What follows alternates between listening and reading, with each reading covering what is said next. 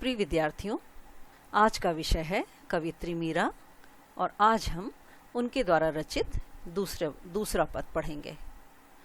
तो प्रस्तुत पद का भाव इस प्रकार है कि प्रस्तुत पद में मीरा भक्ति के प्रेम रस में डूबी हुई हैं और वह समाज के सभी रीति रिवाजों और बंधनों से मुक्त होने की बात कर रही हैं। साथ ही वह गिरिधर के स्नेह के कारण अर्थात कृष्ण के प्रेम के कारण वह अमर होने की बात कर रही हैं। तो प्रस्तुत पद का भावार्थ इस प्रकार है कि मीरा कहती हैं कि पग घुंघरू बांध मीरा नाची। तो कवित्री मीरा कहती हैं कि वह कृष्ण की भक्ति में लीन होकर अपने पग अर्थात पैरों में घुंघरू बांधकर नाचने लग गई हैं। तो कवित्री कहती हैं कि वह कृष्ण की भक्ति में लीन हो गई हैं और उस भक्ति में लीन होकर अपने पैरों में घुंघरू बांधकर नाचने लगी हैं। मैं तो मेरे नारायण सू आप ही हो गई साची। तो वह कह रही हैं कि मेरे इस भक्तिपूर्ण कार्य से यह स्वयं ही बात यह सच हो गई है कि मैं तो मेरे नारायण सू, मैं तो अपने कृष्ण की हूँ, अर्थात मैं कृष्ण की दीवानी हूँ।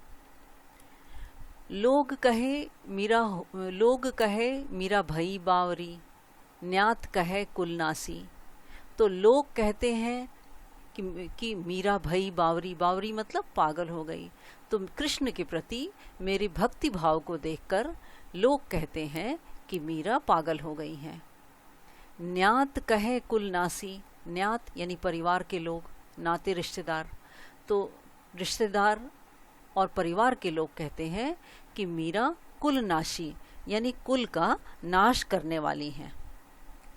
तो लोग कहते हैं कि मीरा पागल हो गई हैं और नाते रिश्तेदार परिवार के लोग कहते हैं कि मीरा अपने कुल का नाश करने वाली हैं। विष का प्याला राणा भेजा, पीवत मीरा हासी। तो राणा ने उन्हें मारने के लिए विष का प्याला भेजा, लेकिन मीरा ने भी हासी मतलब हंसते हुए उस विष का प्याला पी लिया। तो राणा ने उन्हें मारने के लिए विष से भरा प्याला भेजा, लेकिन मीरा हंसते हंसते उस विष को भी पी गई। तो मीरा के प्रभु गिरिधर नागर, सहज मिले अविनाशी।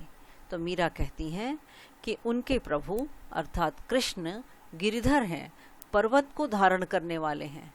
नागर यानी वह बहुत चतुर हैं, नागर का अर्थ है चतुर।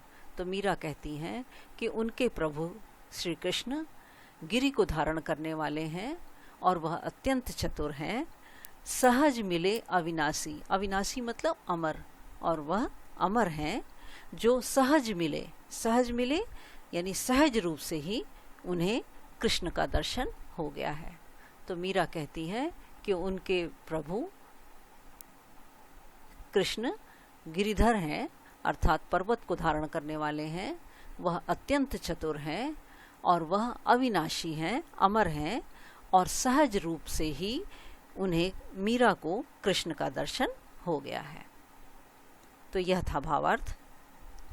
प्रस्तुत पद का काव्य सौंदर्य अर्थात शिल्प सौंदर्य इस प्रकार है कि कृष्ण के प्रति मीरा का अनन्य भक्ति भाव प्रकट हुआ है।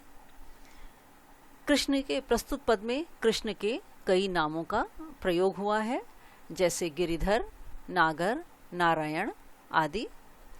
साथ ही यह भक्ति रस से परिपूर्ण कविता है। अनुप्रास अलंकार का अत्यंत सुंदर प्रयोग हुआ है तथा कृष्ण के प्रति कवित्री का अनन्य समर्पण भाव व्यक्त हुआ है। तो आशा है आपको यह भावार्थ अच्छी तरह समझ में आ गया होगा। आज के लिए इतना ही। धन्यवाद।